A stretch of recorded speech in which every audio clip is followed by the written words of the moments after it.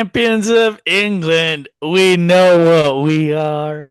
We know what we are. We know what we are. Champions of England, we know what we are.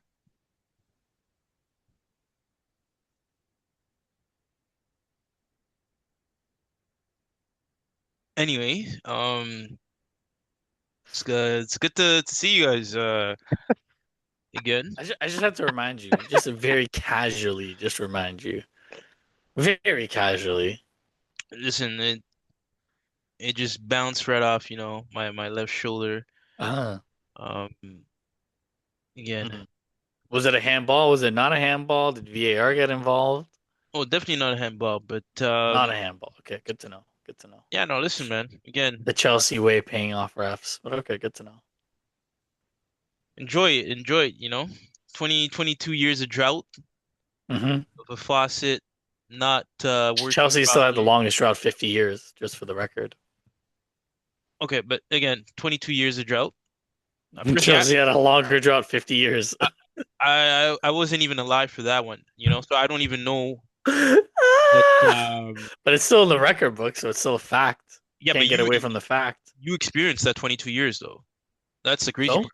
Yeah, doesn't matter. I didn't experience that 50 years. Listen, Doesn't matter. It's still a I fact, I whether you popped in. experience it or not. There's a lot of things that I could start saying that you haven't experienced, but it's still a fact, Yeah, but experience plays a right? big part in the human experience, right? Let's be real, right? A lot of things happen in the past that and it's one reason why, listen, when your folks are giving you these life lessons and you kind of just brush them off because you've never had to experience that.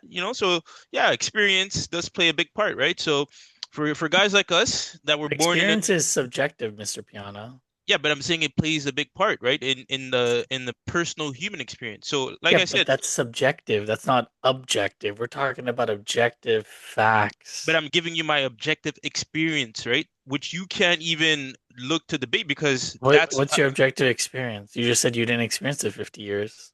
yeah, so I came into the world, right? And then as around the time where I was conscious enough to understand and pick my team, we're already into winning ways, right? So that whatever that is that you Wait, guys are. hold up, time out, time out. So you said, okay, so let me get this straight. So when you popped out, you were not conscious until like 2006 to pick your team? Well, no, I didn't start being a fan until around those times. Yes, correct. That is correct. That Oh is indeed correct. God. So you weren't conscious prior to 2006. You were just No, no, no. And there. then I said, and then picking my team, and then right, selecting my team, I supporting just my want to club. clarify. I'm just Yeah, trying to no. clarify. But again, I'm just giving you the breakdown, right? So the moment I decided that this was the allegiance I'd pledge my heart and soul to, we started winning. So that 50 years, maybe you talk to the granddads, right? The grandpas, those who've been around those times, and you can banter them.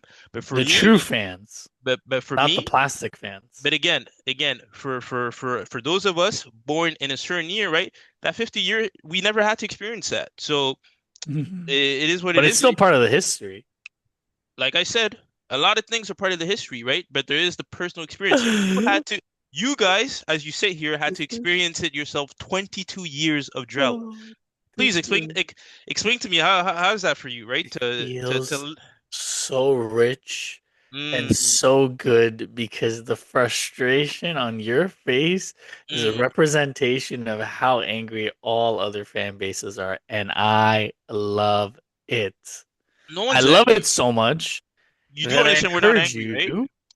I encourage you to hit that like, hit that subscribe because you know what? We got 4 games of football almost every day now with the World Cup. 4 games. And you know what? Actually, I'm not going to even say that because I don't think that that's feasible. But uh, we're still going to record. I was going to say we're going to record daily, but that's next to impossible. But we're still going to record. We're going to bring you our predictions. We're going to bring you some banter. It's not going to stop the whole entire summer. Every time Laurent signs on to the recording, champions of England, we know what we are. I'd be doing the same thing if I had to experience 22 years of no trophies. I think Champions of England, we so. know what we are. again, I'm going to be counting for you, bro, and I do hope that for every pod, Champions of England, we know. We listen, you if that's what it And in takes, 22 years, we did win other trophies. So again, again, again, you're just listen, contradicting yourself. we're not gonna Champions of England, we're not gonna we count know those, what we but are. So you're not gonna count an FA Cup? no, we're definitely not gonna count those in terms of what it takes to be right, right. No, because let's be real, right? If we look at what's most important in terms of even you guys talking about coming back to the top, right? You guys talked about that last podcast, right? Your return to the summit. The only trophy for that would have been either I think the Premier League or even you can argue the Champions League, right? Would have been a good trophy to have. But the FA Cup for me is not of the and for most people is not of That's false. really. That's false. FA Cup is very prestigious. If you said Carabao Cup, I'd be like, okay, sure, but the FA Cup is Yeah, very prestigious.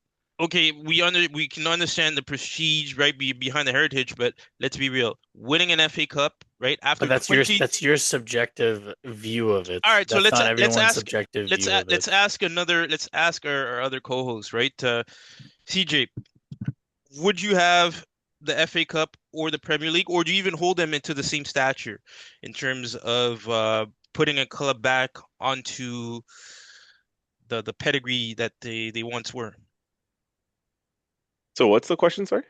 Like, do they hold the same He's weight? claiming that I'm saying that the FA Cup and the Premier League are at the same stature, and he said that we didn't win any other trophies in 22 years, and I said that is factually false because we won multiple FA Cups during that time. No, what I'm saying That's is, what in you said. term We can go back in the recording and listen to it, but again, that's what you again, said. again, what I'm saying is, right, is I'm not disregarding the fact that you won those other trophies that You are FA just Cup. did though. You said I'm, in I'm 22 years we didn't win any other trophies, so you did disregard it. okay, fine. A trophy drought in terms of the highest prestigious trophy that you can win to bring you back to the top of the summit where you consider yourself as in back in the pecking order of the or of being the biggest club in England or whatever. What are those trophies? Is it the FA Cup? Hold on. Let CJ answer this, and then I'm just gonna rebuttal what you said because it's hilarious where you want to take this. CJ, what say you to his question? He's saying that Okay, the wait. FA Cup is not Wait, hold prestigious. on. Let me just ask the question straightforward. CJ, which trophy would you consider the trophies to win, right? After X amount of time or whatever, 22 years, whatever that number is, that brings you back to the top of world football relative to England. Yeah, well, it'd have to be either the Premier League or the Champions League. All right. So why not the FA Cup if it's as prestigious as everyone claims it to be? It is a prestigious cup. It is a prestigious cup, but in the context of what we're talking about, yes, like the Premier League and the Champions League is, ultimately Arteta, if you won just the FA Cup this year, I don't think that would have been acceptable for a lot of fans, including myself, right? Obviously, the Premier League and the Champions League is what, to your point, it is what really separates you from, the top clubs, like the cream of the crop. Like that's when you get recognized as being back, at least from an Arsenal perspective, right? Those are the two big ones that you want to win. I think we know that. We all know that. All right. So I think Murad, your rebuttal. My rebuttal is who does Chelsea fans and who do you specifically think you are to even open a discussion about the Uh, relevance of what cup, what trophy, where uh, Chelsea have been the laughing stock and has been objectively proven that Chelsea have cheated their way to win trophies. So that's what I want to ask, and I don't want any deflection tactics. I want you to answer the question point blank. the irony of asking for not a deflection while deflecting is actually crazy. You're standing on trophies that have objectively been found by the law, as you always like to say during the pod, by the letter of the law. By the letter of the law, it's been found that those trophies were won by cheating, by juicing the All numbers, right, then and you come. You know our address. You know where we're at. your Come take it back. tactics are just to deflect. come take it That's back. all it If we is. cheated, if you cheated, you guys know where That's you all it guys, is. bro. Like I said, our Twitter account sent you an invite, bro. That's Call, all call, it is. call whoever is That's all it is. It's is just a ahead of, deflection. See what bro. I mean? You know, you can't even you ask questions and you want straightforward answers. We give you straightforward answers, and all you do is deflect because you know that Chelsea is the laughing stock of the Premier League, and you guys don't even deserve to be considered part of the Big Six. So come You guys take are those the trophies bottom back. six. If you're saying that those trophies have been You're won, just deflecting. It's amazing. This is what I'm saying. This what's the is this is deflection? why I'm Wait, gonna hold on. Wait, because you're where's the not answering the deflection? question. You're not answering the question. First of all, I don't even know what your question was. The Genuinely, question is I don't. you genuinely believe that you have the ability to question Arsenal's pedigree when you guys have cheated your way to the top? I think that anyone, right? So long as I mean, the question itself is brought forth with good intent and out of genuine curiosity. I think anyone has the right to ask said question, right? You're not above being asked a question if that's what you're asking me, right? Yeah, You're but not. just like you said about the experience of history and this and that, my experience of history is that Chelsea is nowhere near the stature of Arsenal, and it would never be at the stature of Arsenal. That is my subjective view of history and how history has been written. That's crazy, bro. Because for how long are you the duration of time you've been on this earth, Chelsea have won more quality trophies than you guys have. So By get the fuck out. juicing the books. So get the fuck out of here, bro. By juicing the books, and it was Mm. by the letter of the law found that you guys did it by juicing the books. All right. Well, listen. I'll wait until those trophies are taken back from us, right? Right? Because that's usually what happens, right? When you go to the Olympics, if they find that you cheated or whatever, the medals are taken back. So It was you guys were already hold on, found guilty. hold on. No. So till they take back those or right there, it becomes officially announced that those trophies that It was Chelsea have won. announced. No. All right. So fine, send me the article. Send me the article It right was now. already announced that Chelsea had 75 breaches of No. financial fair play. And the Again, reason why the Premier League didn't do anything about it is because Chelsea came forward with it. again. Look at That that. was Look at literally that. in the Look at article. that. Look But at if that. you actually followed your team appropriately and So wait, actually question. kept up with things, you would know these things. All right, since you're What was you're the last year that since you're Chelsea won the Premier League? hold on. Since you You know can't it even all, answer that. since but since you're the guy that knows it all, right? In regards to in regards to Chelsea matters and all of that, right? Do we still have those trophies? Yes or no? Just answer the question. Of course, that if you want me to answer that question, it's like asking, do we still pay No. taxes and is there still gravity? All right, bless. So we can agree, right, that in the world of sports, right, if you are found cheating, for the most part, what happens is what you won, right, is taken back from you, correct?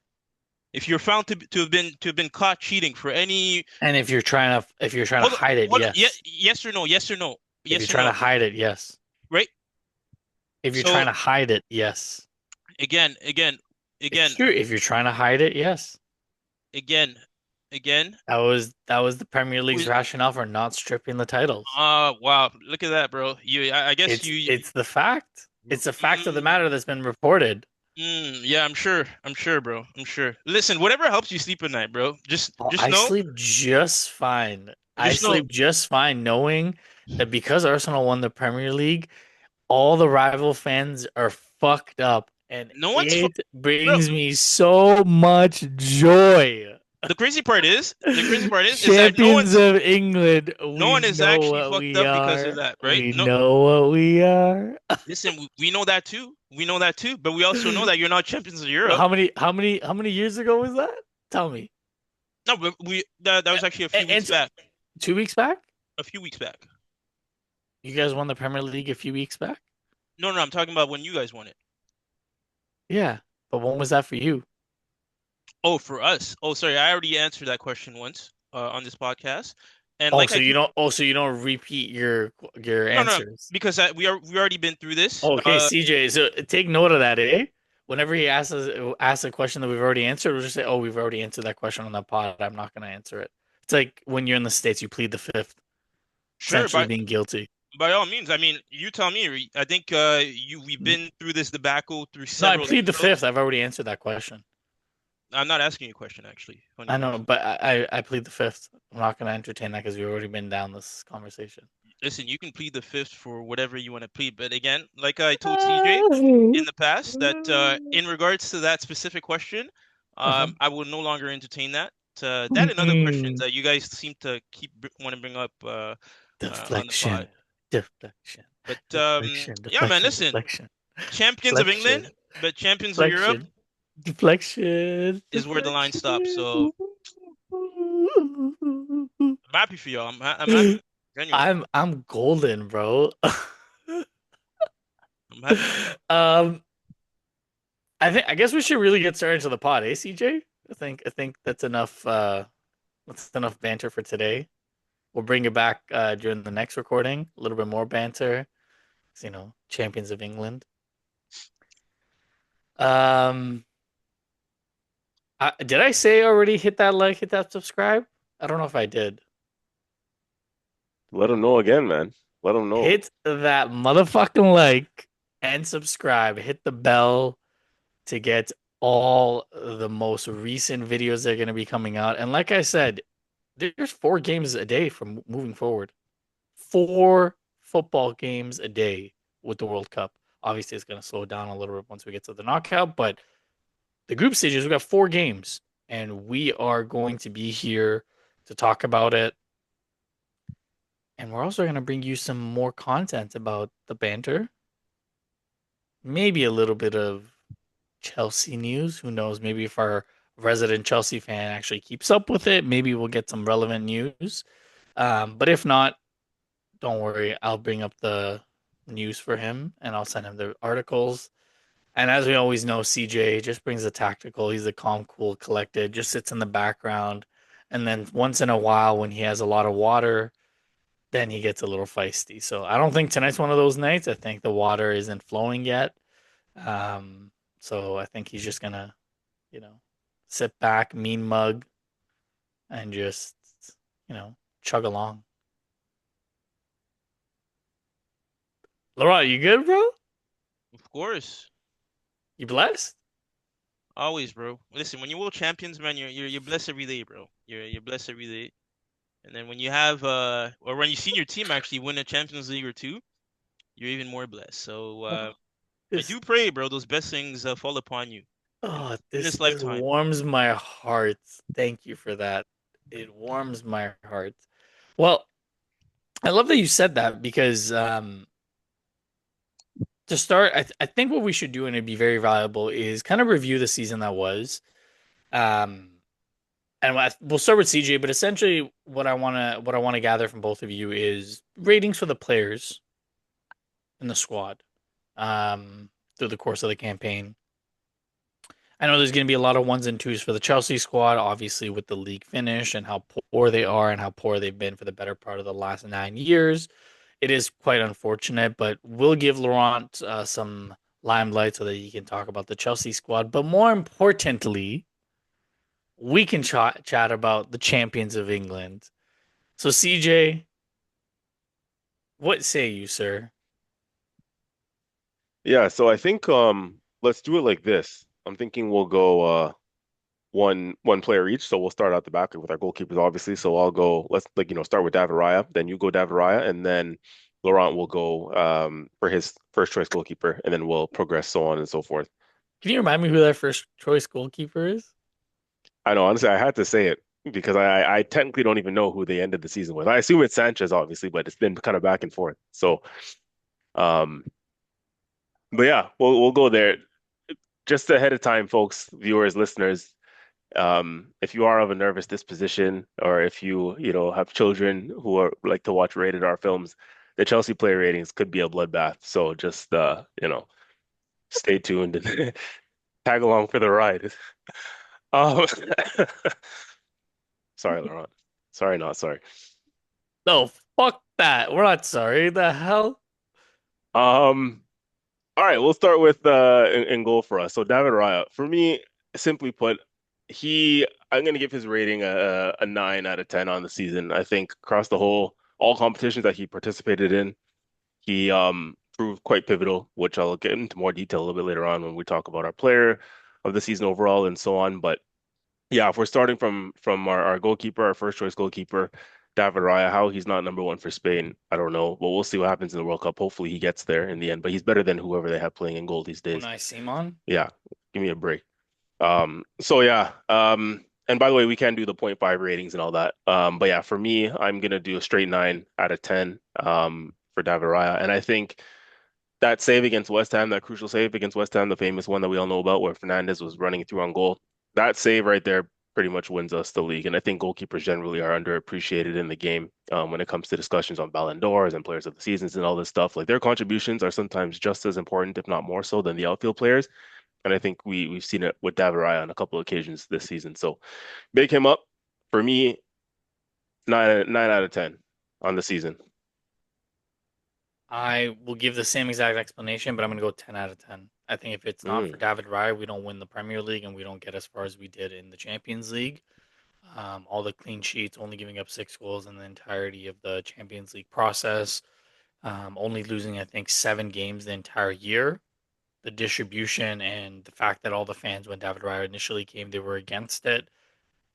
This year, like last year, we started to see it, but this year, he truly went up another level. So for me, 10 out of 10. There's nothing that I would say. Obviously, he had a shaky game here or there, but when you're talking about the overall season performance, 10 out of 10. yeah, high praise. I'm Look, gonna look. go Sanchez 7 out of 10. Why? I think he's been more so in terms of shot stopping and whatnot. He's been pretty consistent um across the board. And for me, he looks worse given the defensive lapse. And usually that's what happens actually when your defenders are a lot worse, right? You expose your keeper more so than not, right? So yeah, I'm gonna give him a 7 out of 10. May I just ask a question for clarification, if it's all right? Oh, we're talking about Robert Sanchez, right? Not Alexis Sanchez? There is only one Sanchez at Chelsea. No, no, I just want to make sure because I know this is the Arsenal centric podcast. I just want to make sure that you're not getting the Sanchez's mixed up. Once again, there is only one Sanchez at Chelsea. 7 out of 10. Wow. I really wish you were my leader. That performance review would be unreal every year. 7 out of 10. Dang. Wow. All right. Damn. All right. I guess CJ. Damn. Yeah. Um, so for okay, so next would be Kepa, I would say. So that's our backup goalkeeper. His rating is a difficult one because he had a couple hairy moments for sure. None more so than the Carabao Cup final. And when equally when, I said that goalkeepers they could save you points, like David Raya did. Unfortunately, as a goalkeeper, sometimes they can cost you points or cost you games. And I think Kepa had an all right season, but the one standout, obviously, moment was the Carabao Cup final where the ball slipped through his hands right against Man City, and then Nico O'Reilly scored in the back post. That was a crucial moment, unfortunately, that cost us the cup final. And it wasn't just him, but unfortunately, like I said, when in a goalkeeper position, a striker can make a mistake and it doesn't cost a goal more times, right? But a keeper, when unfortunately when they make mistakes, it more often than not leads to goals. Their errors and mistakes are more costly, and that was a costly one for a guy who's as experienced as Kepa too. It's not like he's a young guy. Um, it's a pretty unfortunate mistake. But overall, like other than that, he was a decent he had a decent season and he did what he came in to do. Is that he's a backup goalkeeper that cost us next to nothing. Um, that mistake does mark him down. So I'm gonna give him probably I'll give Kepa a 5 out of 10. Hmm. 5 out of 10. And then you know what? Sorry, I'll boost him up one. I'll give him a six. 6 out of 10. Hmm. I for all the reasons that you said, I'm gonna say 5 out of 10. I think as an experienced keeper that as he is, I think he should have done a lot better in those cup finals. and I think he let himself down because any type of move that he was going to get next year, he he essentially ruined it by those cup performances. He got us there, no question, but he didn't finish. And from my point of view, like I can understand why Arteta played him because if you are going to have a backup keeper next year, you have to show that if you get us there, you're going to play like Man City, right? Like Trafford played the entirety of the Carabao Cup. He didn't just go to Donnarumma in the last game. Um, so for me, at 5 out of 10, I think Kepa. I had higher expectations for Kepa that I thought he was going to be like the difference maker with us potentially doing like a domestic double, and because of him, we didn't do it. Mm.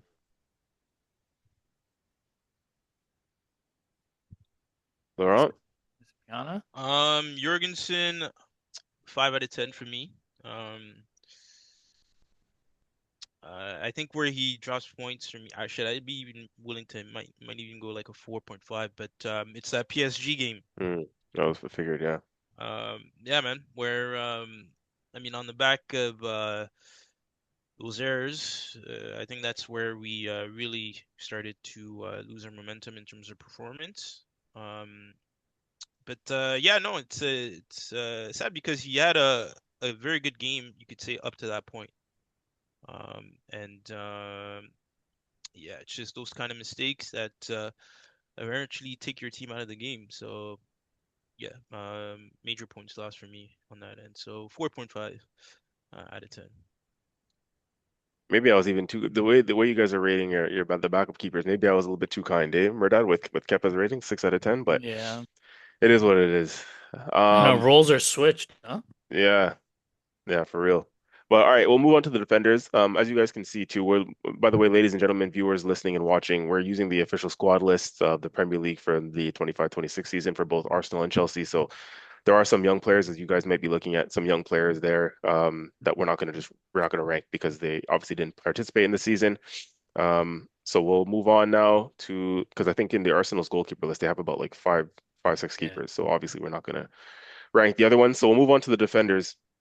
William Saliba, a lot of people's favorite players, a player who's made even attackers in the game love defenders because Saliba defends with aura, as they say. You know, he's got that aura type defending. I love Saliba, as you guys know, probably one of my favorite players, if not my favorite player at the club. And you see he's just a vibes guy too when you look at the parties, the parade stuff, and the way we've celebrated the league. You know, he's good for vibes, man. Um, and he's probably got the best chant in the club too. So yeah, man, Saliba, world class defender. I think we'll see it for France too in this World Cup. And Yeah. yeah, he's quality. And yeah, this season, we've talked about guys like Declan Rice and Gabriel and Raya as player of the seasons for Arsenal and even for the Premier League. But I think Saliba's gone under the radar in those discussions. He's had a really good season, and I think because he's just so good consistently now, it's just like another good game for him. You know what I mean? Um, Expectation. yeah, the expectation is he set really high standards for himself ever since he came into this team, and yeah, and again for me, and we'll talk about this even in another day, Merdad, and like Arsenal fans, those watching and listening, where he ranks amongst the best all-time defenders. Because again, in today's day and age, where defending isn't just about quote unquote defending, it's about can you play with the ball at your feet, can you carry the ball out of the back, so on and Hmm. so forth. Like he can do all those things. And his distribution, his ability to beat a press, to beat pressure, it's just yeah, for a center back, he's definitely revolutionized I feel like the game in that sense, man. He's what they would call a generational defender, in my opinion. So yeah, his performances overall, I'm gonna give him. I'll give Saliba a 8 out of 10. 8 out of 10 on the season. And I think that's a fair. I think that's a fair rating based off of what you said and my own feeling towards it. I think that's a fair rating. I would give him an 8 out of 10 as well. Um, there isn't really much that you can really pinpoint out of him. I think the only thing I can say is this year he was a little bit better with his fitness, which helped.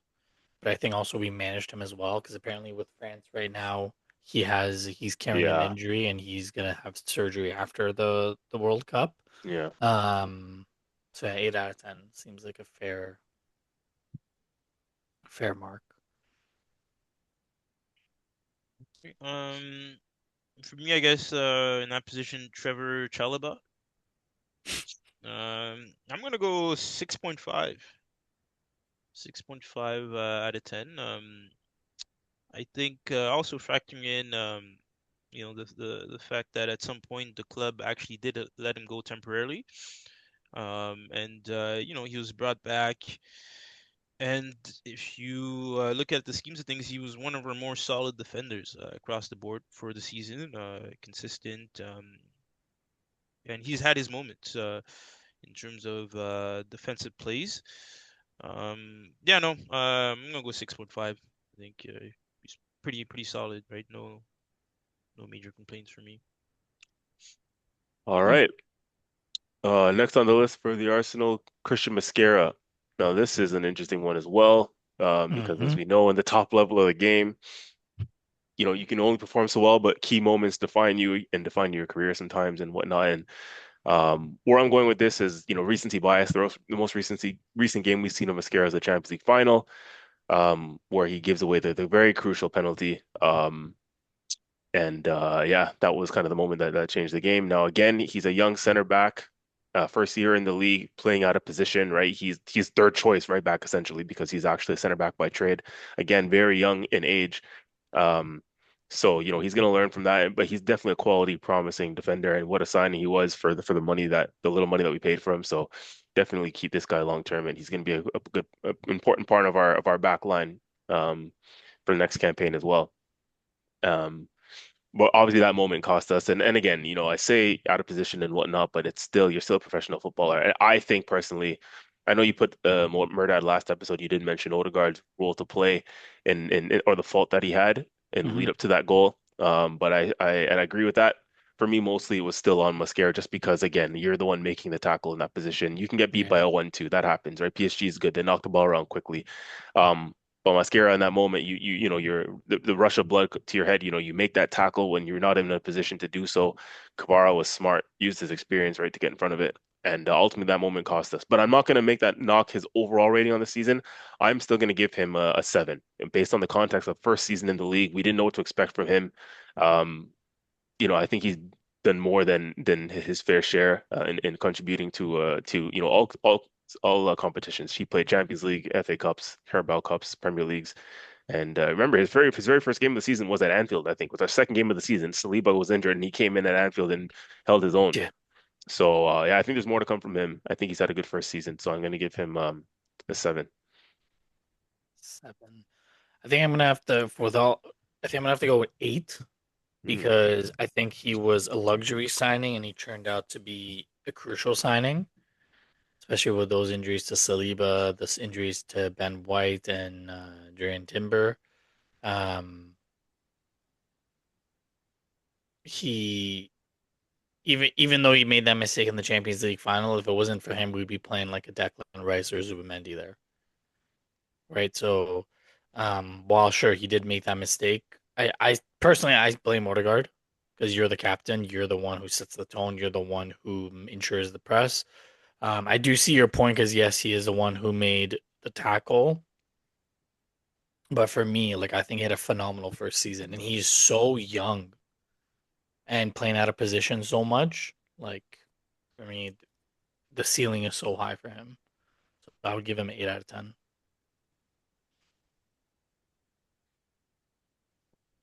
we're All up. right. So I'm gonna bundle up because bro, there's too many players on this squad, bro. Right. So Tosin, and Badia Shield, Oh bro. gosh. I'm gonna go two, 1 out of 10. Yeah, just straight ass, bro. Straight ass. So let's not even talk about it. Yeah, man, it's just piss poor, piss fucking poor. Um, It's funny. So a few episodes from now, we're also gonna do a buy, keep, and sell. Or sorry, keep, sell, or loan for these players. So again, when we do that part, the Chelsea segment is gonna be interesting as well. I assume 90% of these players are going to be up for sale on your at least on your end. Put them on the edge of the in the garage sale. You put them on the edge of the driveway. Put like a little $5 sticker on them. Somebody take them for some chump change. Um, 100%. Yeah. yeah, that's going to be funny. Um, all right, Ben White. I'm gonna give Ben White a 6 out of 10, and I'll tell you why. And part of it is I feel bad for the guy too, right? It's a little bit of misfortune on his end. He's been injured a lot this season, and when he's come into the team and he's gotten a run, particularly in the second half of the season, he's looked really rusty, and that's as a result of him just being out of the team for a while. So yeah, again, it's unfortunate, but I think the 6 out of 10 is fair for him. He was just starting to pick up form again, and then he got injured again at West Ham.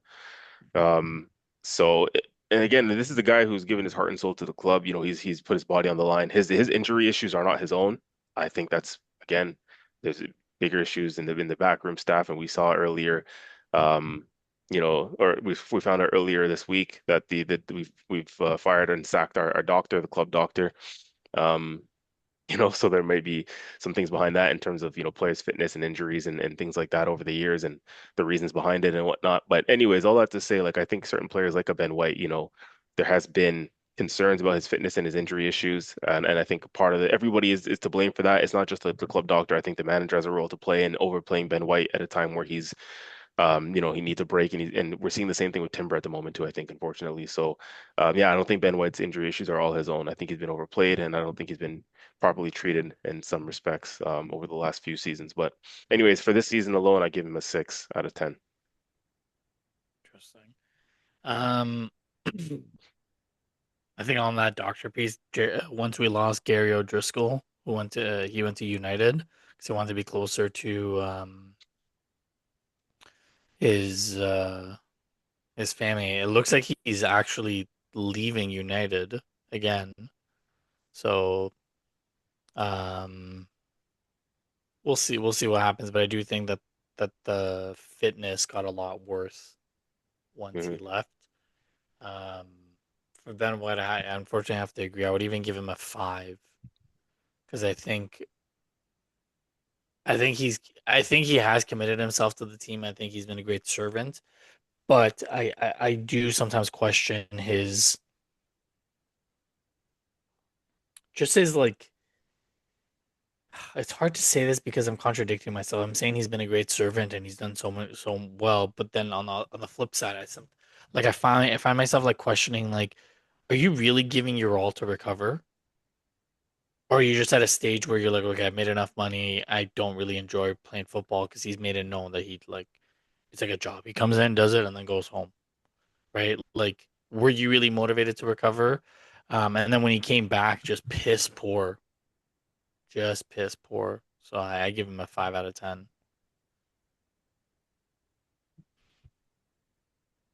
Okay. So in those positions, so I'm gonna go Gusto and James. Um, You're lumping them in together? yeah, yeah, bro. Like there's, like I said, if I start doing one by one, bro, there's too many players. Um, Hmm. Those two deserve separate ratings. No, Reece James and Gusto. no, no. So I'm gonna give them separate ratings. I'm just Oh, yeah, yeah. yeah. But yeah, no. So Gusto, I'm gonna go 6. Nah, 5.56. Around. Let's go 6 actually. And then Reece James 6.5. Gusto more so because again, I think he's a good weapon, man. Going forward, he has shown that right. He does have some technical ability in that role. But where he loses me at times is I feel like he switches off on the defensive duties where you can catch him. Right? If you're an opposing winger, sometimes he's out of position. Sometimes the physicality isn't there. The challenges are late per se, right? So to me, right, I think that's where if he figures out a way to increase that physicality to his game, and his awareness, right, and all that on the defensive end, I think he's a phenomenal player, right? Because he has the pace, pretty much has all these other things, and he can deliver balls going forward, and right, even create for himself to a certain degree. And yeah, he has had some decent performances with us this season. And for James, um, again, I think also that rating stems from his versatility, right? Because he was also utilized in the midfield position. So I do find that right that when he was placed there, yes, it is out of position, obviously, but I think just for the sake that right, he is a natural. Actually, well, I think he did have stints as a midfielder actually before even making it, but I'm going to give him that 6.5 because I think he's been solid, especially that game too, where versus you guys, and I believe Maresca was still there at the time, Mhm. where we were down a man, and it was because of him that we managed to stay in the game, right? And it all came down to when you look at it too, like the defensive abilities, right? Cutting lanes, intercepting passes, right? Bossing that area of the pitch. So for me, yeah, I'm gonna go 6.5. I would have loved a bit more from what we're usually known to get out of him, but I think a 6.5 is a good rating. All right. Now, for me, Piero and Capier at left back. 7.5. Really good first season from him. I fucking love the guy. Again, he's shout out to the scouting team and Andrea Berta and whoever because he just slots right into this unit of defenders that we have. Guys who just love the art of defending. Um, they'll put their body on the line, block every shot, block everything coming into the box. No nonsense. He's literally Timber, but at left back, He obviously doesn't have the same quality going forward. He's just an out and out, rugged defender. But yeah, I love a back four of Timber, um, Gabriel Saliba, and Capier. That like you're just not getting past that back four. And I think again, we were close to seeing that back four in the Champions League final. And then, again, in an alternative world, I think if Timber starts at right back instead of Mascara, I actually believe we could have seen out that game defensively. But we'll never know now. But yeah, man, that unit, that back line is just, it's something special. I think it's we're building an elite back four here. And yeah, Cappy is part of that. So for me, solid first season from him, 7.5 out of 10. Yeah, I don't really have much to add. I would give him a 8 because I think coming into the squad and playing left back, playing left center back, being versatile and being available, and even when he came back from his injury, like he picked up where he left off. And I think that's a big thing for me. Like you can be injured, but you're paid and you probably played closed door games. Like pick up where you left off. And I think Nkapia did that. So for me, 8 out of 10. Hmm. Okay. Um, so the two players I'm gonna go with, obviously, Hato and Kukureya, in that position. I'm inclined to give them the same rating actually, which would Wow. be um a 6.5. Wow. Kukurea? Yeah, I'm gonna give Kukureya a 6.5. I think Wow. That's um harsh. Wasn't his best season, eh?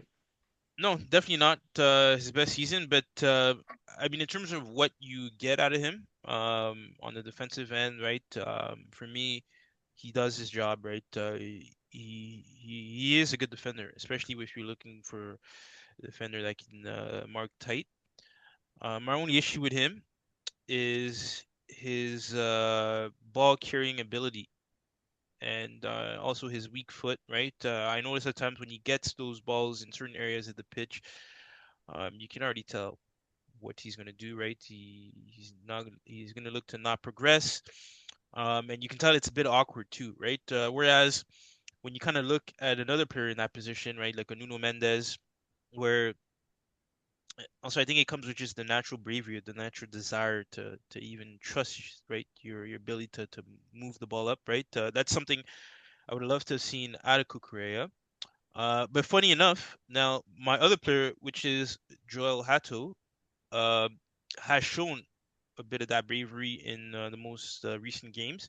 I know that when he first had his start, it wasn't the best of games.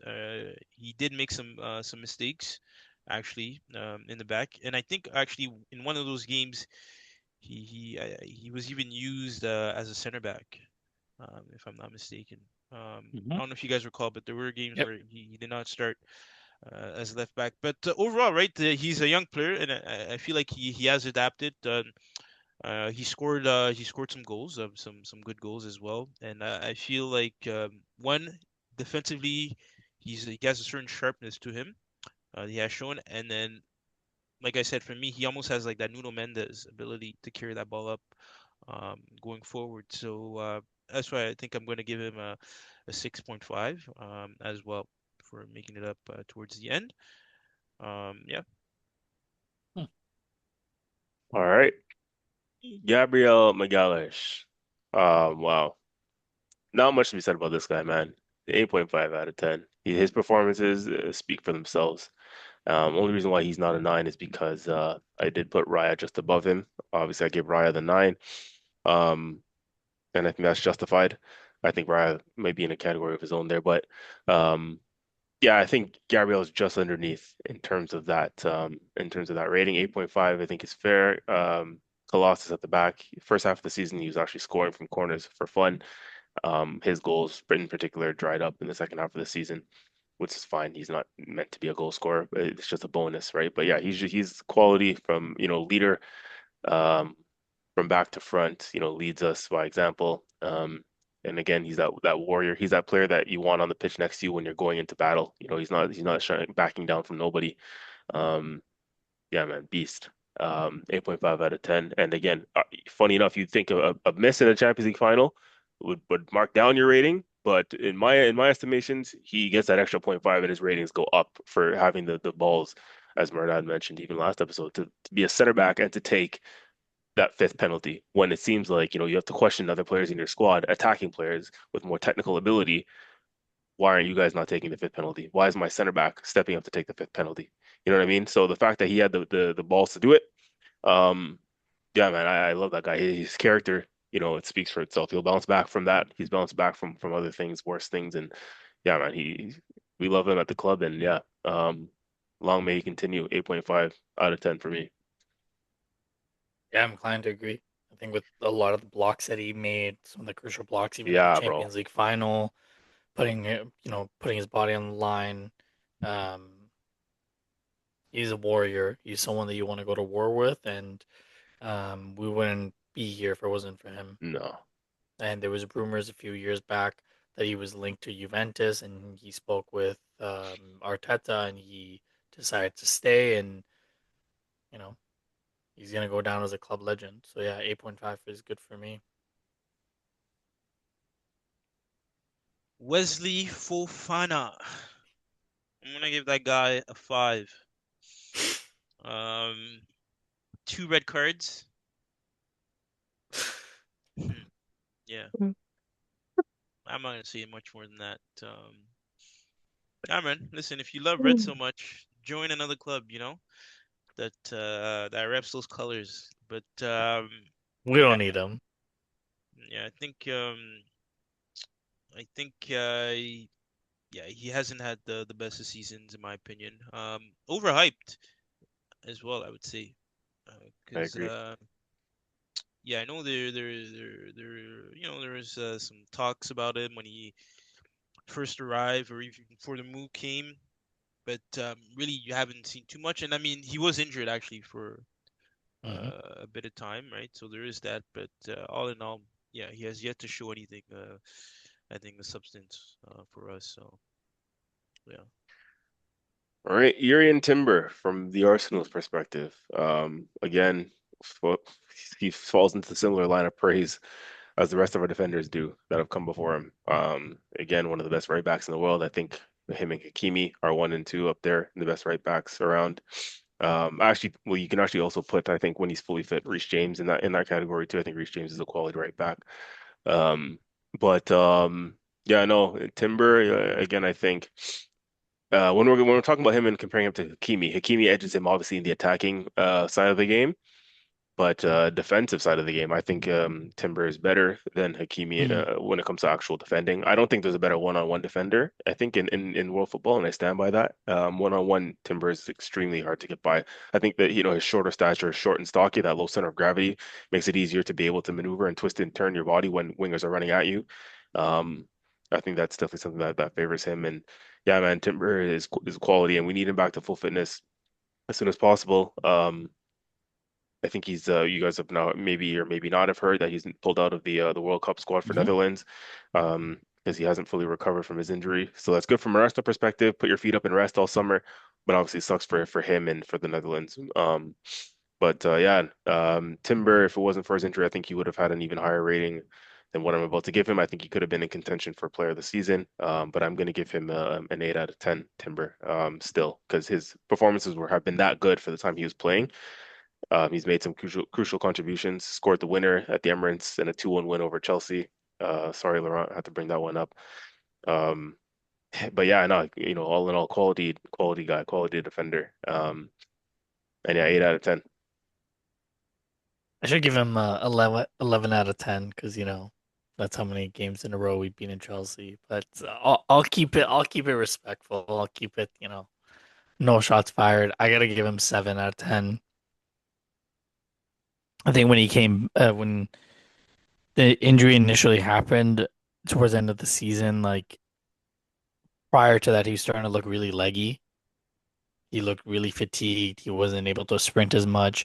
And I question, is he trying to just push himself because Ben White was in there and he's not communicating to the team doctors and Arteta properly? And I think he ended up hurting himself with the World Cup.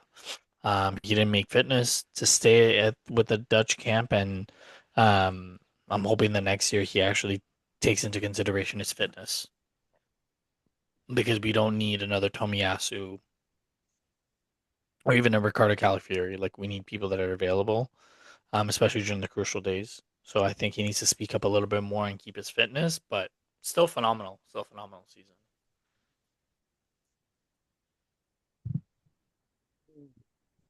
Funny, these ratings that you just gave your boy, I would say you should ask Esteban before casting final judgment what he Sorry, thinks. what? I can't. But I what? yeah, yeah. Rumor has it actually that it was after that game that Timber lost a bit of that step. But hey, man, Brazilians will do what Brazilians do, right? So yeah, no, but in terms of I think my last offender that I'm going to discuss would be Josh Achimpong. I'm gonna give him a I'm gonna give him a 5.5. Yeah, I'm gonna give him 5.5. Five. Very Wow. yeah, very young guy. Um, I did say I remember earlier pods where I felt he was one defender that he did show that ability to go forward, but I did feel as well in those games where he was being brought on, and I think he was actually being brought on sometimes as a almost like a winger at times. This was under Rose Senior, but all in all, I did feel that his ability on that side of the pitch was lacking. And again, right, one thing I noticed is some players are just not comfortable with the other foot, with the wrong foot, right? And if you're facing a good defender, it becomes very easy to defend. So in terms of his product, his delivery forward, I didn't find it to be the best. And defensively, I don't know, man. I didn't see anything that was too praiseworthy. Isn't he 19? Yeah, yeah, he's very, very young, very, very young. But yeah, if I even some would say that if you don't play that many games, should you even get a rating, right? Hmm, Yeah, maybe I am being a bit harsh, but interesting. Okay. Well, in terms of players, speaking of players who haven't got too many games, I mean, yeah, we have Josh Nichols, we have Marley Simon. We're not going to rate those guys, young players in our coming through in our academy. So the last defender we're going to rate, I mean, Miles Lewis-Kelly is listed as a defender, but we're going to put him in the midfield category. Um, Ricardo Calafiori is the last of the defenders from the Arsenal side of things. I'm going to give him I was inclined to give him a 6.5 because his injuries have been pissing me off, but we won the league. I'm in a good mood. I'll give him a 7. And I'll boost up his rating because I think for the first half of the season, we saw that he was actually integral in our back line.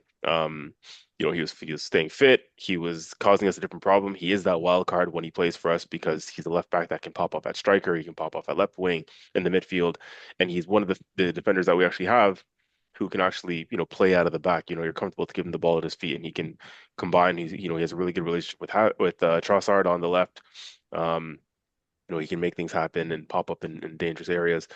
Um, but I think for that, so whilst most of his good rating will come from what he did in the first half of the season, in the second half of the season, I have to point out that one scorpion block that he'd made against Everton, if you remember that Oh, one. Yeah, yeah, that alone will give him a rating because that's some acrobatic shit, man. That block he did while he was kind of NDI.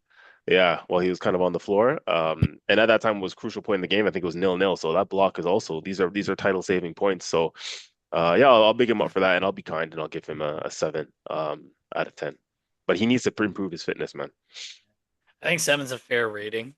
I'd have to agree. I think seven's a fair rating. I think if his fitness was better, I think we would have more of a dynamic left wing situation. Hmm. Um, but otherwise, yeah, 7 or 10. How much else to add? Laurent, your defenders are done, or Yeah, man. There's no one else here that I feel should be. Yeah. all right, cool. So we'll move into midfield. We'll start back with Arsenal. Martin Odegaard, the club captain. This is a techie one, man. There's going to be a lot of conversations about Odegaard, I think, this summer, from various Arsenal channels. He's going to divide a lot of opinion, and we'll talk about him in more detail at a later time. Um, but for me, simply put, I think his rating. Um, I'm gonna be, this may come as a surprise or maybe not to you guys, but I'm gonna give him a 6.5, man. That may be harsh, but I think the context of it is the fact that he's the club captain and you would have wanted to see more from him. Yes, he made some crucial contributions like the West Ham game. He was crucial in winning for us, a few weeks ago, the West Ham game. Um, Away from home, assisted Trossard's goal. So he was massive in that one. But you want more of those moments from him throughout the season, to be honest with you, not just pop up in flashes. Again, the context is that you're the captain of the freaking football club. You're our creative spark. And let's be honest, uncomfortable conversations, Champions League final, where was he? Where was he? I mean, Murdad, you've put a lot of blame on him for the goal that week. Oh, well, the penalty that was caused against us in the end. Um, and then just generally overall in that game, again, man, these are the big players for the big moments. You look at your captain, you look at your number 10, your creative spark. There's a lot more weight on your shoulders. We're going to judge you a lot more harshly than we're going to judge, a left back, a young left back, or a Mascara, or you know what I mean? These kind of players. When your name is Martin Odegaard and you've come from Real Madrid and you're the captain, we expect more at this stage. So you're the title winning captain, right? A lot of people said you couldn't do it. Tony Adams said you couldn't do it. So you did end up, raising the Premier League as the Arsenal captain, but I mean, again, he didn't necessarily stand out like some of the others that we've mentioned before. So yeah, 6.5 out of 10 for me for Odegaard. That's not that harsh. I'm gonna give him a 5. He's lucky I've even been giving him a 5. Piss poor. Wow. No energy. No, no grit. If it wasn't for Declan Rice, Gabriel leading the team when he wasn't around, like there were times where you were asking, like, where is Martin Odegaard?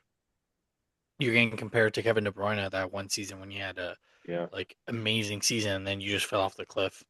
You broke through Real Madrid at the age of 16 and you came to the Arsenal and you became the captain and you just went missing. Um, yeah, 5 out of 10. Not impressed. You're the face. You are the face of the Arsenal. You do a lot of running. You do a lot of. You make yourself look busy, but what are you really doing? So 5 out of 10 for me. Um, I'm gonna go with Moise Caicedo. I'm gonna give him. Your Mike. Can you hear me? Yeah.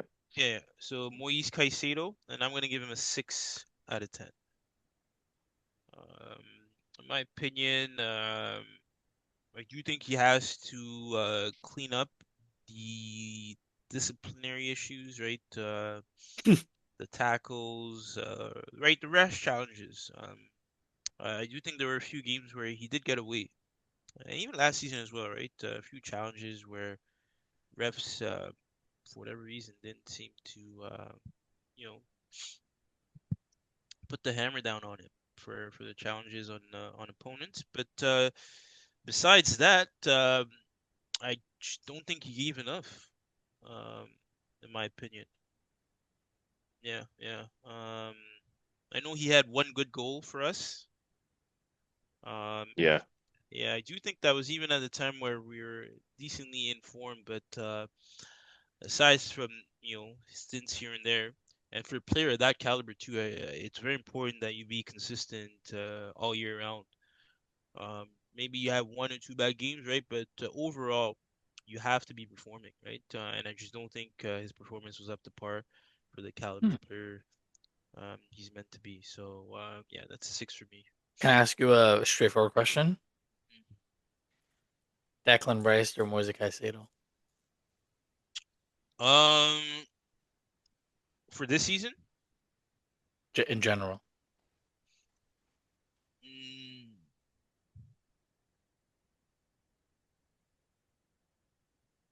I'd have to say Declan Rice, and then I'd go Palmer over Saka, Esteva over Saka, anything over Saka. Yeah, just had to add that one in. Eberechi Eze. For me, I'm gonna give him as a difficult first season for him. I'm gonna give him a seven. Yeah, I'm gonna give him a seven. I think that's a fair rating. Because and we were warned, a lot of Palace fans have said um that he's a moments player, right? So he's not a guy who's going to get on the ball for 90 minutes and make things happen all throughout. Like he'll disappear a lot of times in games, but then he has moments. He'll just pop up and he'll have an assist to Martinelli right in behind at the Emirates earlier this season. His assist for Martinelli's goal when we drew 1-1 against City in the 90th minute. That ball over the top was Eze, right? So he did a similar thing when we played Bayern Munich. He assisted Martinelli's goal in that game when Neuer came rushing out of the goal. He obviously scored the goals in both derbies, the North London derbies. I think that's already made him a hero in Arsenal fans' eyes, right? When you score a hat trick in one derby and then a couple goals in another derby, in one season, you're a hero at the Arsenal. He scored the 1-0, the only goal in a 1-0 win against Crystal Palace. He scored the only goal in a 1-0 win against Newcastle. Um, Late in the season. And he scored a couple bangers in the Champions League and a Yeah. couple competitions, a couple bangers. So yeah, man, Eze has definitely contributed in this season for sure, and contributed to this Premier League title win. So, um, but I do want to see a little bit more from him still, to be honest with you. But yeah, I'm gonna give him a 7 out of 10. I think I agree with everything that you said aside from the rating. Give him a six. I think it took him a while to win his role back after the Aston Villa game. And for someone who's so established in the international game and he's won big things at Palace, bringing like trophies to Palace for the first time in their career, in their history, I would have wanted more. In addition to everything that you said, he did contribute a lot.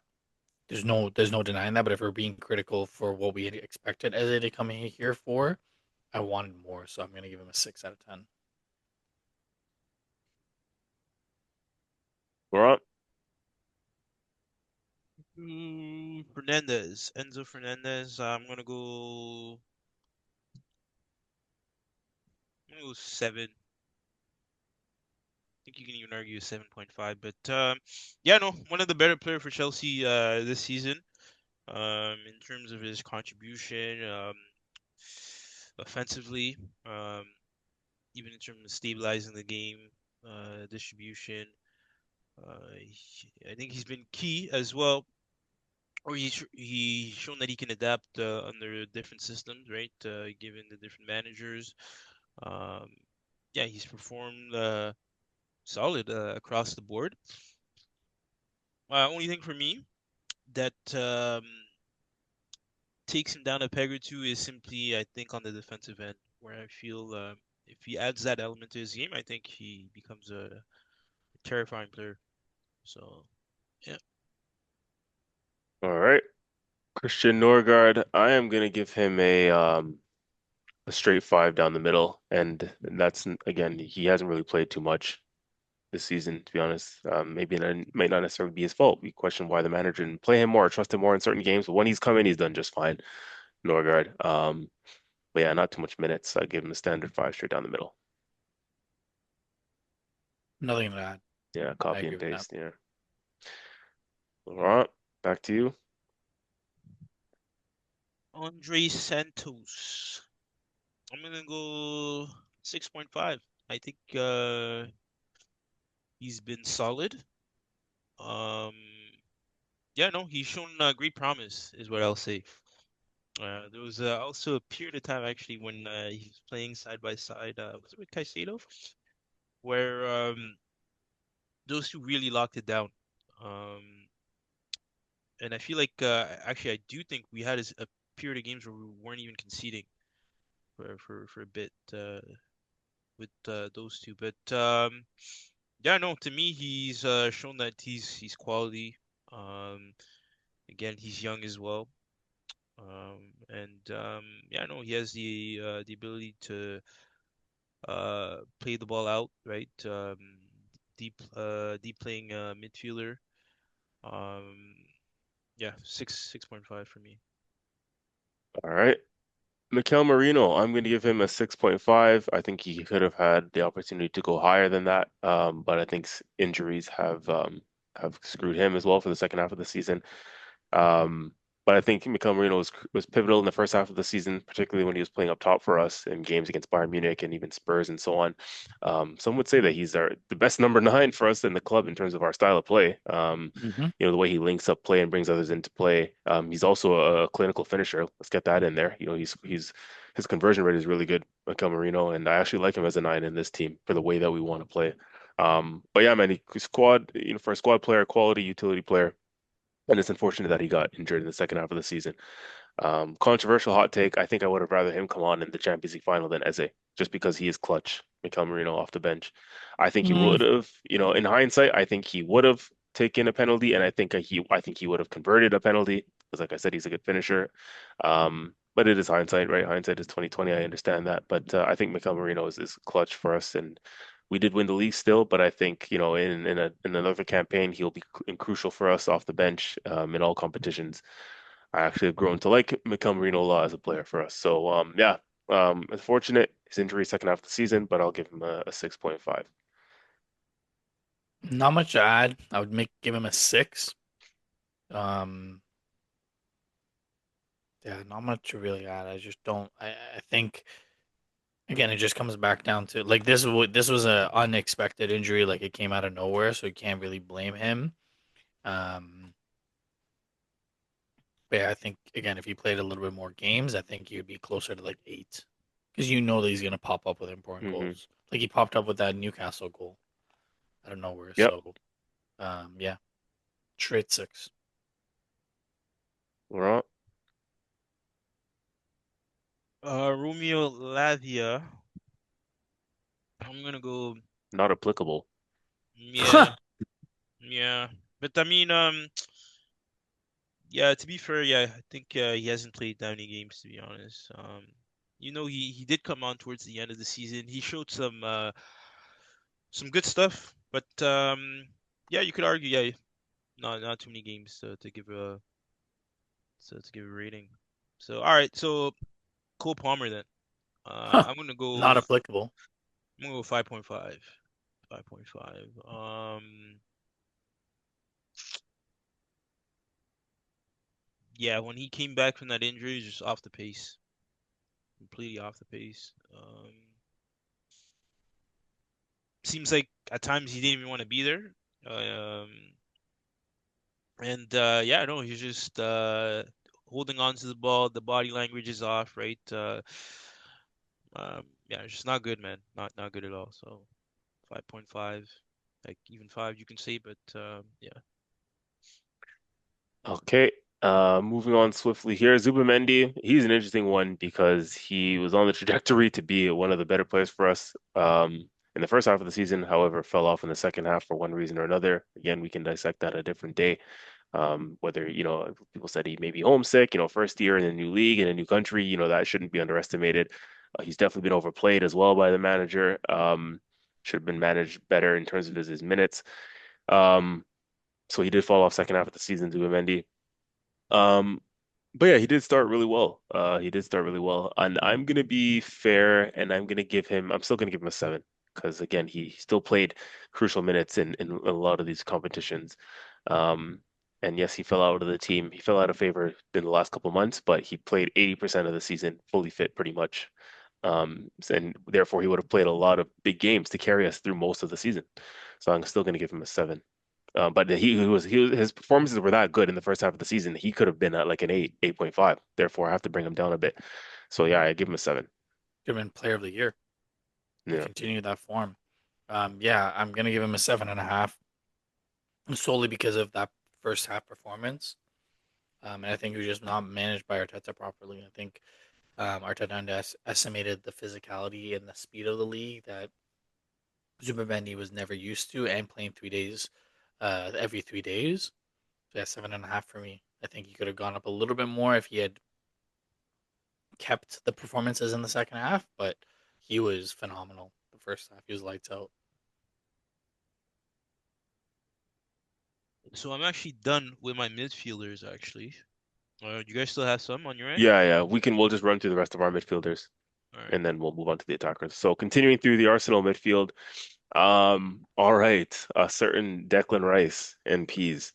You could spend a whole podcast talking about this guy as far as I'm concerned. I love the guy again, one of my favorite players at the club. Um, I think, at the beginning of the season, there's a lot of conversations like about him and Moises Caicedo. That comparison, I think, died pretty quickly. And that's no slight on Caicedo because Caicedo was a quality player, but I think Declan Rice, in my opinion, has elevated himself to, amongst some of the best midfield players in the Mm-hmm. world, in my opinion. Just everything that he can do in midfield, all action midfielder.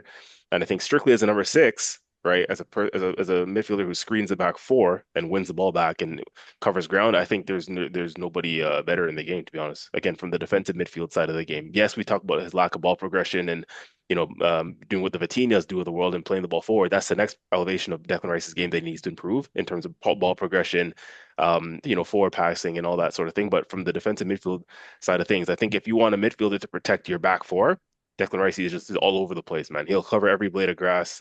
His tackling is spot on. And he's a leader, right? He's a leader on the pitch. He's somebody that you want in your team, similar to Gabriel. Somebody that you want to go to war with, to go through the trenches with, because he'll ride out for you. So, yeah, I love the guy.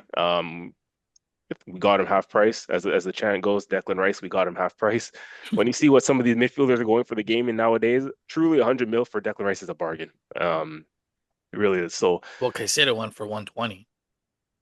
yeah, and you're just seeing like I'm seeing even the Bournemouth midfielder linked to with moves away. I think his name is Alex Scott. Move 80 mil.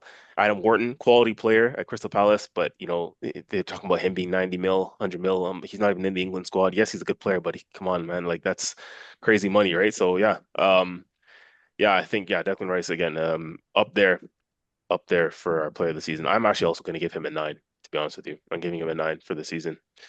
And yeah, there's a lot more to say, but running out of time here, so we can wax lyrical all we want, but yeah, his performances speak for themselves. So yeah, 9 out of 10 for me. Rice, baby. Gonna give it 10 out of 10. His leadership, the way that he performed, I'm shocked that Bruno Fernandes got PFA Player of the Year. Or sorry, yeah, Football writers, I yeah, don't think the football writers. PFA is confirmed yet. No, not the PFA, but he got the Player of the Year for the Premier League. Like shocking. Bro, Is Declan that Rice didn't carry a team, bro. Come on, man. Yeah, anyway, sorry? it's okay, bro. We don't have time for this. My Yeah. bad. Allow it, allow it. Um. Yeah. Declan Rice 10 out of 10 for me. Not much else to say for me. All right, Max Dowman. Max Dowman. Considering his age, considering the guy is still in high school doing exams. and winning a Premier League at the same time. All that context, I'm gonna give him okay, I was gonna boost it a little bit, but I'll tone it down. I'll give him a 7.5. I'll give him a 7. I'll give him a 7. Um, again, I think, he let's not sleep on the fact that he contributes to the Premier League win strictly in that Everton game alone, right? He assisted the first for Gyökeres's goal, and then scored the second on that brilliant run. I think that was one of the moments of the season, that run that he went on. Um, so, his contribution, goal and assist, that wins you the game, right? And that was a crucial time in the game. That was 0-0. He came on and changed it for us. So, yeah, we've seen in glimpses, what a bright young player he is and what he's going to be. So I think a 7 out of 10 is fair. For the guy's 16 years of age, bro, like what were we doing at 16, you know? So yeah, 7. Nothing else to add. I agree with everything you said. 7 is a fair mark for him. All right, I think cool. Lewis And Skelly we're gonna disagree on. okay, interesting. Okay, well, Lewis Kelly, the last midfielder. Um, for me, his ratings would have been quite poor. Because for most of the season he didn't play. But he came into the team, and you have to big up Arteta for this. He came into a team at a crucial stage. So yes, he didn't play for 80%, 85, 90% of the season from August to March, April, but he played in crunch time.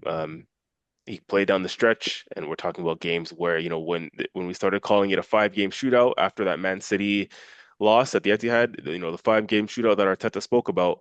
Arteta came into the sorry, Lewis Skelly came into the team during that 5 game stretch of crunch time, and again played in the Champions League final. And I don't think he deserved to be on the losing side of the Champions League final in that game. A 19-year-old, I think 18, 19-year-old, whatever he is, as a teenager, as himself, going up against that midfield, the Vitinha, João Neves, Fabian Ruiz midfield. That's the best midfield in the world collectively. And as a teenager, you haven't even been playing in midfield for most of the season, and you come in playing a Champions League final against that midfield.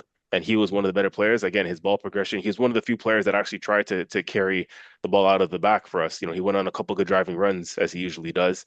Um, and then in the second half, I remember he made that crucial block. If you guys remember on Kvaratskhelia, when Kvaratskhelia was running through on goal, Miles Lewis-Skelly got back and got a toe on a block that I think it hit the post, ended up hitting the post in the end and went out for a corner kick. That was Miles Lewis-Skelly's tracking back and intervention there, showing the box to box side of the game. So you just see the way he plays the game, the way he uses the strength that he has as a teenager. Again, you're playing in the Premier League, and the way he uses his body to get in front of the ball, to shield the ball. That's know-how, that's IQ, that's he has technical ability. But yes, again, like I said, he knows how to use his body. And as a teenager, right, it's not something you can do easily, right? You have to have the strength and the combativeness, as they say, in midfield to go up against, full ass grown men in the Premier League to be able to put yourself about. So again, he played in that game, Champions League final, played against West Ham away. It doesn't get any more pressure than that. That was probably our biggest game of the season. And a couple others where he came into the team. I think Fulham when we won 3-0 at the Emirates. And I think that was the start of us looking like we were going to go on to win this thing when he came in for that game. And we just looked so much better. We looked more progressive on the ball, right? That we got away from that Zubimendi, Declan Rice midfield double pivot where there was no ball progression, but Miles Lewis-Skelly comes into the team and all of a sudden we look like we're progressing the ball more. Um, and he just gives us better balance, right? Left footer playing the left eight, kind of similar to what Granit Xhaka did when he was here. It just looks better. It looks more balanced. We just look better shaped. So yeah, again, he didn't play 80% of the season, but he came in crunch time. He was thrown into the deep end. Arteta said, "I trust you. I'm going to put my neck on the line as a coach and put you in," and it paid dividends. So I think he's going to deserve a good rating, man. I think Lewis Skelly is going to get.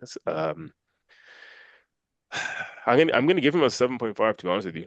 Because again, he came in at crunch time and he did his thing. So maybe that's slightly high, but again, crunch time is crunch time, right? That's when it really counts in the season. So I give him a 7.5 in the end.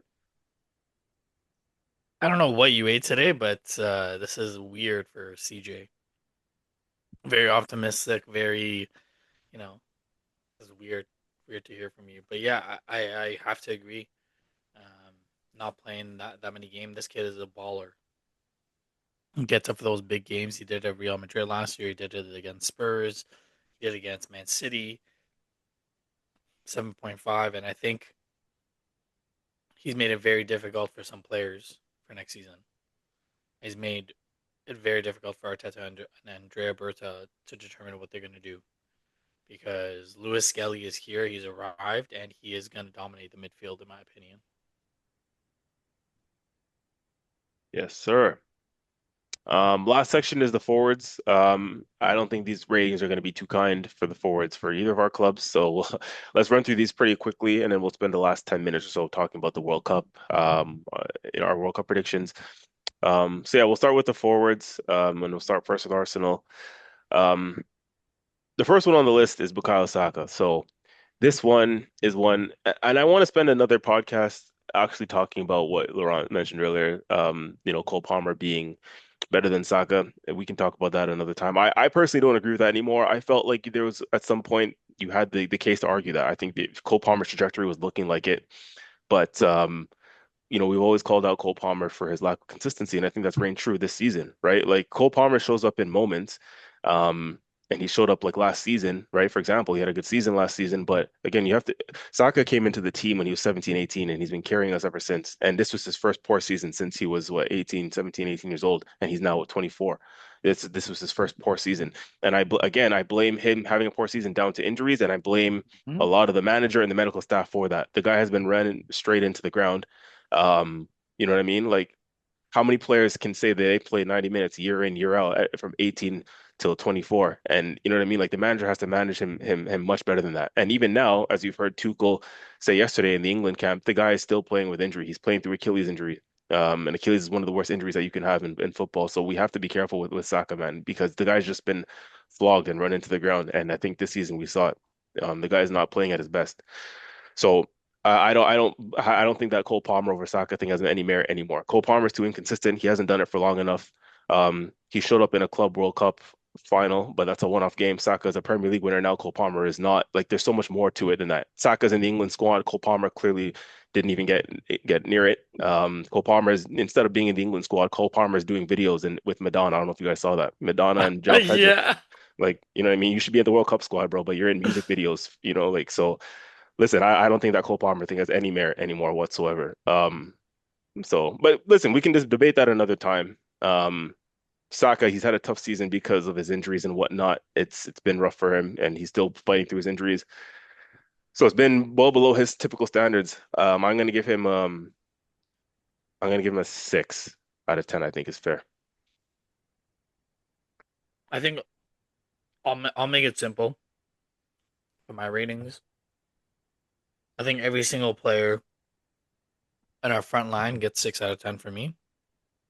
And the reason why I say that for every single one of them is no one impressed, no one showed up, and I think system aside, you're on the pitch.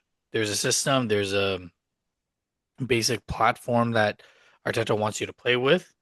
You have to be the creative player and understand when to, maybe break out of that system a little bit and go back into it. And like the players have to take ownership. And I'm looking at the likes of Victor Gyökeres, Gabriel Martinelli. You already talked about Saka, Trossard, Madueke. Kai Havertz gets 6 out of 10 because again, when he came back from injury, he was actually on fire. But I can't give him anything higher than that because he was inconsistent. Even getting a 6 for Kai is high. And Gabriel Jesus, like you had the opportunity. You knew our left wing was poor, and you could have taken it for yourself. Um, so for me, every single forward that we have on our team, 6 out of 10. Not good enough. Not good enough at all.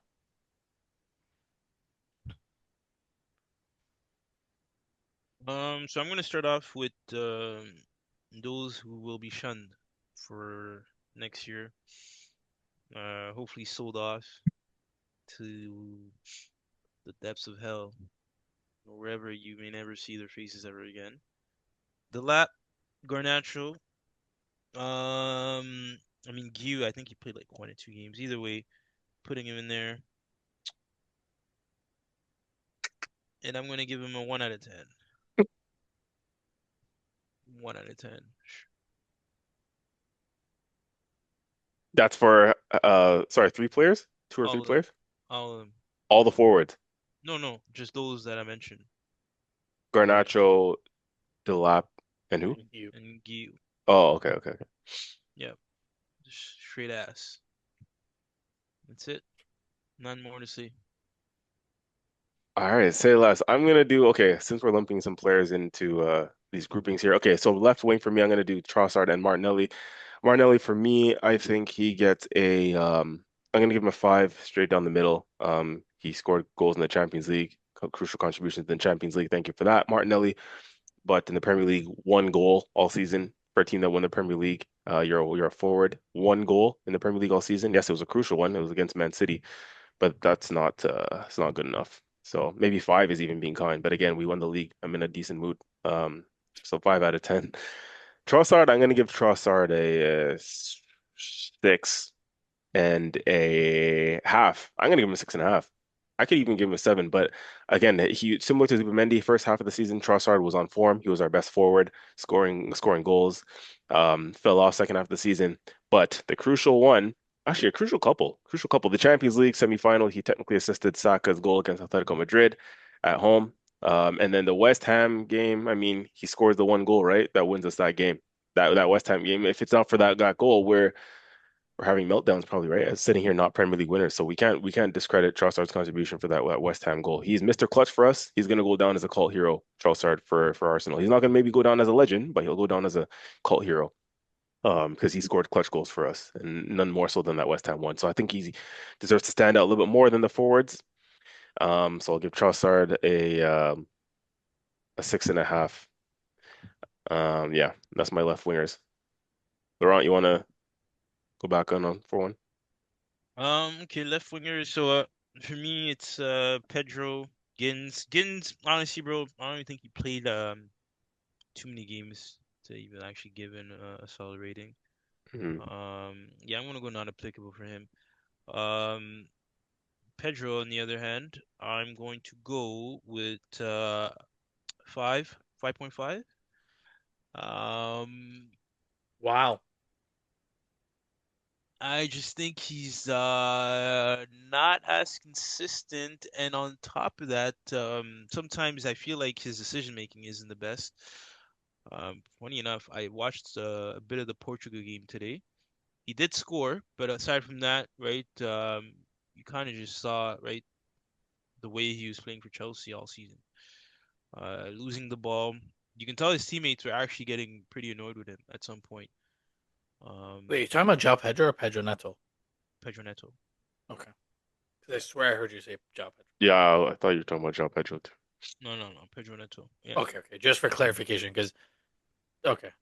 yeah. But yeah, no. So for me, you would hope that he'd be one to keep actually because I do think that if he's coached well, right, and he's given also a certain freedom of creativity and whatnot, he could be one of those wingers that we can utilize going forward, right? As opposed to spending money on a player that you kind of already have in that position. So yeah, my hope is that Javi Alonso can get something out of him in the summer, and that actually he shows promise during this World Cup, right? So that we're able to keep him. But given this season, yeah, 5.5 for me. Okay, my strikers. So I'll do ratings for both Kai and Gyökeres. I'll start with Gyökeres. I'm actually gonna give him a I'm gonna give him a seven. I think a seven is fair. 21 goals in your first season in all competitions is actually pretty good, considering again you have to look at the type of football that we play or don't play. Some would say Hmm. the Harambal style, Harambal, can't even talk. Harambal style is not a system that's suited to get the best out of a striker who relies on service. You know what I mean? Yeah. He's not a Thierry Henry type striker where he can pick the ball up on the halfway line, beat three, four guys, and put the ball in the back of the net bottom corner. He needs service. That's what he needs. And we don't really necessarily play like that, right? So if you to still get 20 something goals in your first season, in a new league again, um, that's not easy. So I think he'll get a seven, and he's made crucial contributions. Champions League, Premier League, so 7 out of 10. Um, And Kai Havertz came into the season late as well. He's been injured first half of the season. I'm also going to give him a 7, and I'm factoring in clutch contributions. I'm factoring in the couple of Champions League goals. I'm factoring in the Burnley header, the 1-0 win. That's the win for us that ultimately seals the Premier League for us. We won 1-0 against Burnley at the Emirates. Second to last game of the season, I think it was. And yeah, that header seals it for us to win the league. And obviously Champions League final, obviously wasn't to be, but he scores don't sleep on that finish, difficult finish from that angle, running through on goal. So I think, he deserves his merit for that. He does pop up in moments, Havertz, as frustrating as he can be at times. So I think, his contribution, okay, maybe I'll drop him to 6.5. I think that's more fair. Um, yeah, 6.5. Um, Laurent, how many more players do you have? I have two. Okay, so I'll finish off mine and then I'll let you do your last two. So I only have one more player. The infamous Nani Madueke. Ma- Madueke, I'm gonna be a little bit fair and give him a 6. I was inclined to give him a 5. I'll give him a 6. Bro, I'll just give give him that guy a five, bro. After what he did today, okay, bro. yes, I'm glad you saw that. I was gonna bring that up. I'm gonna give him a 5.5. For anybody who saw Madueke in the England highlights today. Um, and if you didn't see, I'll explain it quickly. Madueke running through on goal, one on one. It was typical Madueke. Beats the keeper with some good skill, open net, hits the post with an open net. And the ball bounces back off of him and goes out of bounds for a goal kick. Like that's just typical Madueke. You know what And I then mean? laughs. And then has the audacity to laugh. That's what pisses me off about him a lot. He'll freaking drive to the byline, run the ball out of bounds, or he'll do a shit cross and send the ball into the stadium or into the roof of the, and then laughs about it. Like, bro, fucking get back and fix up. Like, what are you laughing about, bro? You just fucking skied a ball 20 yards out of the stadium, or you So just ran the ball out of nonchalant. bounds. Yeah, man. Like, so, anyways, listen, man. His end product needs to improve. We all know that. He came in for 50 mil, high price tag. You expect a little bit more. His contributions, I don't think were anything too crazy this season. It wasn't anything game changing, but he is a good depth piece. Um, I'm gonna give him a 5.5 to be honest with you. Um, yeah, you can keep him moving. Hmm. Laurent, your last two.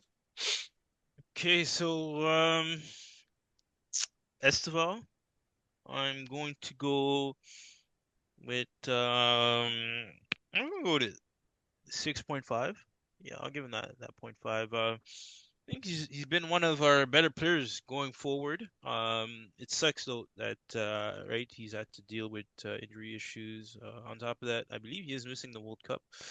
Um, but yeah, no, every time for the most part, every game he's played, he's looked electric.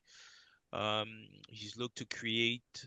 And I feel like had we played under a certain system, right, his contribution, his numbers would have reflected a lot more than they do now. And yeah, man, listen, the other side is claiming that arguably they have the best, what is it, right back in the world. On that day, that right back became a left back.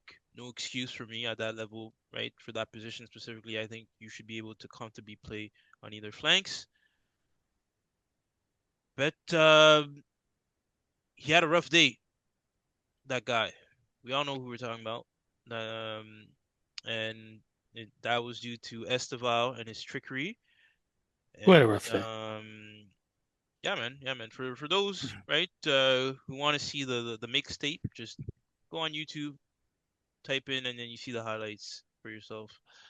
Um, yeah, so I'm gonna go 6.5, and I think he's a promising player for Brazil and for us going forward. So yeah. And last but not least, our best player this season, Mr. Jao Pedro. Some had the audacity, the nerve to compare him to other strikers. Oh my gosh. But here we are, right? He's shown his quality, his class, everything. The goals, listen, your guy had what, 21 goals? I mean, like I lost count of how many are his had, but when you look at just the quality, it's not even the same. It's not the same. Our That's our, the our same on the score sheet, right? score sheet, whatever. But again, we talk about the artistry of football. Our Stand guy's down an for one. artist. Our guy is a Picasso. You know what I mean? A Van Gogh, a this and that. But your guy is still stuck in grade 12 art school, trying to fucking figure out which palettes to mix to get Holding his the Premier paint League right. trophy. Yeah, yeah. But yeah, no. So I thought he was the only player for us to really put in that extra effort. He's done his work up top. His hold up play was sensational. Um, I I have no criticism for him, to be honest, right? Apart from the obvious, right? There's always room for improvement. But other than that, right? It's I feel for him. The fact that he didn't get selected to the World Cup is actually very surprising. When you look at some of the players that didn't make it in, and I think a lot of people believe that he should have been one to play in this edition. But all in all, right, I think he can definitely put up those same numbers again next season, 100%, especially with the manager that we're gonna have. Yeah, man, he's clear. So for me, an eight, solid eight. Um, yeah, solid eight out of 10. Speaking of manager, before we move on, guys, quickly your ratings for the club and the manager. I think we added that in there. Your ratings for the club as a whole and the manager. I personally, I'm gonna loop them into one. I'm gonna loop Arteta and the club's rating into one. Um, for Laurent's end, again, the manager rating will be null and void, not applicable because everybody's had a turn at manager this season at Chelsea. So there's nobody really stable enough to rate. So you can just rate Chelsea, the club's performance as a whole. Um, but yeah, for me, rating both the manager and the club, I'm going to give 8.5. I think that's fair. And again, you asked us at the beginning of the season what our remit and our objective was, is to win one of the big ones. We did that. But to think it could have been so much more for us. We lost in the Carabao Cup final and lost the Champions League final. So we won the big one, but we lost two cup finals. So it could have been so much more. Maybe that's us being greedy, but again, if again, we all have our tasks, right? When we go to work, we have a job. Arteta did his job. He was asked to win one of the big ones, and he did that in the end. So whilst, winning one of the cup finals or two of the cup finals could have made this a 9 or a 10, you have to bring the ratings down for the cup final losses, for one reason or another. But you got the Premier League done. So well done. 8 out of 10 for Mikel, and then 8 out of 10 for the club because we did what our objective was at the beginning of the season. Eight, 8 out of 10. 8 out of 10. 8.5 for me. Oh, sorry, 8.5 for you. I think if we had won one more trophy, I think I would have probably given him 9. But I'm gonna have to agree with you. Actually, I'm gonna go with 8. I still have a lot of questions about Arteta and just his player management. But with the club, like I don't really have any questions because they showed up, they put their money where their mouth is, and they won the thing. So yeah, I'm gonna have to go with the 8. Laurent, what's Chelsea's rating as a club this season? So first up, I'm actually gonna go and offer the manager ratings. I'm gonna give it Abramovich style. So for all who have fallen into that position this season, I'm gonna give a straight 0 out of 10. Given the fact that no trophies were won, and listen, you come manage this club, and this is a message to you, Jabi Alonso, wherever you are at this present moment. Right, you've been blessed with this opportunity, and here we expect the biggest trophies of them all. Right, I think at this point we're the only club to have won all trophies possible. Mind you, right, one that we did win in a state of repair. But that is what it is at Chelsea, right? You have to win. And given the fact that none of them could do that this season, straight zero. Now, in terms of the club's performance, I'm going to give it a 1 out of 10. Um, yeah, I Wow, thought one. it was piss poor. Yeah, that's about right. I agree. Yeah. 10th in the league. No, not forget no trophies. 10th in the league, bro. It's not good enough. Yeah. All right. Lastly, guys, the World Cup is here. Starts tomorrow for the time of listening, and we put this out to you guys. You probably be seeing this or listening to this day of. Um, we are gonna put out a bunch of World Cup content, so stick around for that. We'll be here throughout the summer and throughout the World Cup, giving reactions to Arsenal player performances, Chelsea player performances, teams that we have particular interest in, right? For Laurent, DR Congo's in it. Shout out Congo. We're all three of us are from a Canadian persuasion as well, so we'll have an eye on Canada and so on and so forth. So but yeah, first, thanks for sticking with us. This was a long pod, but this one had to be done because we're wrapping up the end of the season and now transitioning into the World Cup. So the ones from here on out should be a little more straightforward and relaxed because it's just strictly World Cup and then interest in the Arsenal and Chelsea players in the tournament. We'll cover the transfer stuff throughout as well, the summer. So keep it locked with us, as we usually say. Continue. The banter is not going to go away anytime soon either. So you can be sure that that'll be continuing, so long as Murdad is in the room and Laurent is in the room as well, and myself, of course. Um, yeah. Anything else you fellas want to add? Champions of England, we know what we are. Um, yeah, man. I mean, I'll add this. I know there is a curse for England and their performances in the World Cup. Now, I mean, I'm hoping that boy wonder there can, wake the fuck up and show up in this competition, right? Injury or not, I don't want to hear the fucking excuses. Listen, at that level of professionals, all players are gonna go in with some form of injury, right? It is what it is. So either you put on your big boy pants, right? You lace them up and you actually decide to fucking do something, or as they say, right? What ifs, what ifs, and what ifs. And yeah, but other than that, I'm ready. I'm excited. My team is playing, obviously. Sorry, CJ. And actually, not sorry at all. Um, Such a dick. there's one spot, and He'll be sent home very soon. I'm not concerned. uh, so they hope, so they hope. But no, all in all, I'm excited. And yeah, shout out to everyone in their team. Best of luck to everyone, and let's see some good football. That's what I'm hoping for generally, right? Because this is a competition where you have non soccer or football fans that do watch, right? You know what I mean? Those the girls that come out with the jerseys out of nowhere. Um, yeah, man, we know who you are. We know who you are. And then try to pretend like, oh, Ronaldo this, Ronaldo that, right? Oh, talking about formations here and there, 4-2-3s, Nah, man.